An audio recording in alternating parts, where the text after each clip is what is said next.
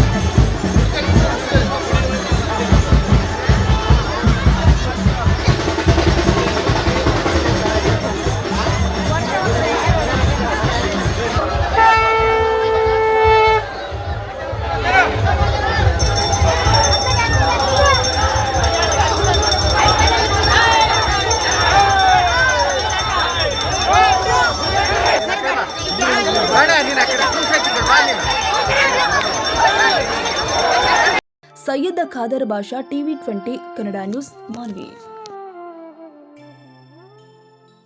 ಕನ್ನಡಿಗರ ಮೆಚ್ಚಿನ ನಿಮ್ಮ ಟಿವಿ 20 ಕನ್ನಡ ವಾಹಿನಿ ಇದೀಗ ಟಿವಿಯಲ್ಲಿ ಲಭ್ಯ. ಕರ್ನಾಟಕ ಮತ್ತು ದೇಶ ವಿದೇಶದ 360 ಡಿಗ್ರಿ ಸುದ್ದಿ ವಿವರವನ್ನ ಪಡೆಯುವುದಕ್ಕೆ ಟಿವಿ 20 ವಾಹಿನಿಯನ್ನು ಲೈಕ್ ಮಾಡಿ, ವಿಡಿಯೋಗಳನ್ನು ಶೇರ್ ಮಾಡಿ, ಕಮೆಂಟ್ ಮಾಡಿ, ಸಬ್ಸ್ಕ್ರೈಬ್ ಮಾಡಿ. HCN ಕೇಬಲ್ 842 ನಂಬರ್ನಲ್ಲಿ ಹುಕ್ಕೇರಿ ತಾಲೂಕು ಹಾಗೂ ಸಂಕೇಶ್ವರದ ಸುತ್ತಮುತ್ತಲಿನ ಹಳ್ಳಿಗಳಲ್ಲಿ ಲಭ್ಯ.